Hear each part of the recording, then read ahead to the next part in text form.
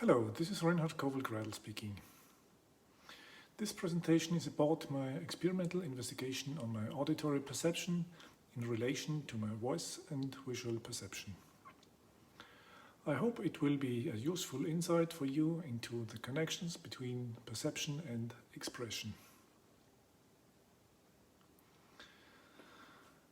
In the year 2000, I could observe one night in a completely darkened room a visual phenomenon of the passive relaxation, as Dr. Bates described it rudimentarily. Thereby I perceived bright veils and stripes in a situation of absolute darkness with my eyes open at the same time. The phenomenon described by Dr. Bates' palming technique applies this with the covering of the eyes by curved palms.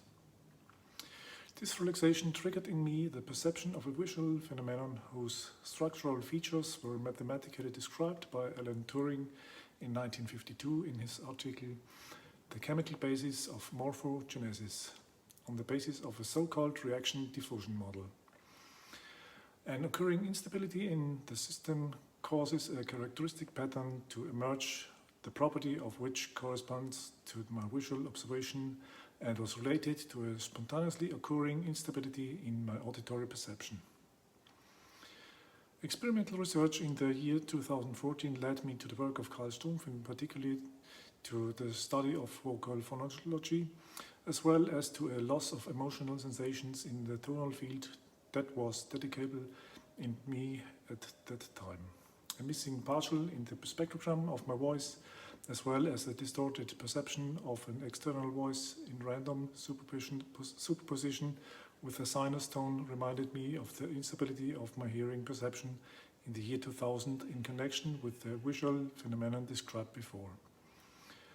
My idea was to juxtapose the irregular structure of my voice with the stable structure of a sung scale, while also observing the relationship of a sine tone superimposed on it. In this investigation, I recognized the possibility of making corrections by comparing individual tone thresholds, evenness thresholds, of the partials of my voice with the sinusoidal tone emitted through headphones. The phenomenon of a perceptible polyphonic acoustic gestalt, which occurs during the experimental investigation, is initially preceded by the occurrence of soft overtones. Carl Stumpf already mentions this phenomenon in this regard, Die Sprachlaute 1926. In the course of my work, the finding of relevant literature on these investigations of the human voice with CPEX interference tubes, as well as his proof of its synthesizability by sine waves, was immediately preceded by the counterpart of my experimental investigation in 2014. In my procedure, I expanded the number of harmonics and subharmonic partials up to a relative maximum, at which point in the procedure the individual partials of my voice acquired a shape characteristic of my own voice. This means the subjective impression of a core of my own voice in all partials was evident to me. Finally, at the end of the procedure, the shape characteristics of my voice changed into two subjectively different character parts, those of my two parents. The overall impression of the perceived polyphonic core now consisted of the both parental voice parts in corresponding vocal pitches.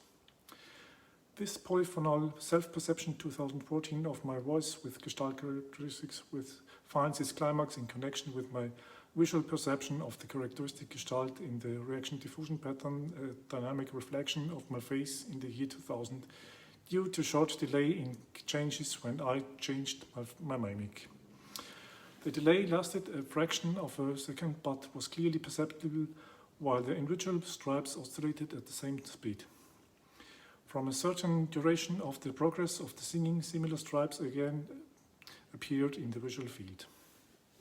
The possibility of reversibility of pathological Eustachian tube, from which I suffered since childhood, demonstrated via the discovered method can be explained by the change of habits in the regulation of isometric contraction of the tensor veli palatini muscle and the associated velum as an essential component of voice production and indirectly an auditory perception and filtering.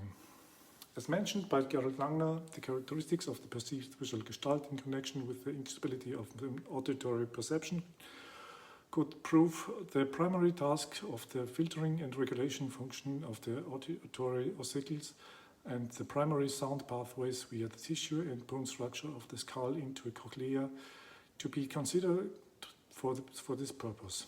In any case, the Italian psychologist Walter Coppola assigns a filtering and regulation function to the auditory ossicles. Based on my experience, I believe that this is true in balanced auditory perception. Thus, a summary overview of the modulation due to the facial expression mentioned by Karl Stumpf would be the basis of the purely sensual pleasantness of the impressions in the auditory as well as visual sense. According to Karl Stumpf, the child turns his attention first to the sound area. The resulting templates for the aesthetic conception are given first in terms of form, but then also in terms of content. Sensual pleasantness of the impressions, according to Karl Stumpf, is that part which, along with the form and content of the musical pieces, is the condition for the possibility of feeling the pleasure of music. The object of my observation is thus a correspondence of two gestalt characteristics from my visual and acoustic perception in their respective modal expression against the background of their mutual relationship. First, the visually observed figure where the circumstances of the observation were related to an unstable auditory perception.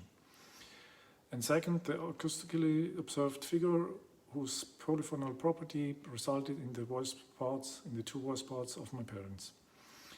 Apart from the syndrome of the pathological Eustachian tube, from which I suffered since my childhood, an impression of the brainstem by a blood vessel, the extent of which could be reduced to a correct body tension and posture is in any case of interest. As a trigger of the spontaneous instability in auditory as well as visual modality, in the year 2000, however, I see a sum of different impairments such as previous barotraumas and a failed septoplasty, the tensions of which are always present in the cartilage and bone area. In any case, the spontaneous release of these tensions during my experimental investigation had an immediate and clearly recognizable effect on the structure of the harmonics of my voice and thus on the structure of the partial tone series. Thank you for your attention.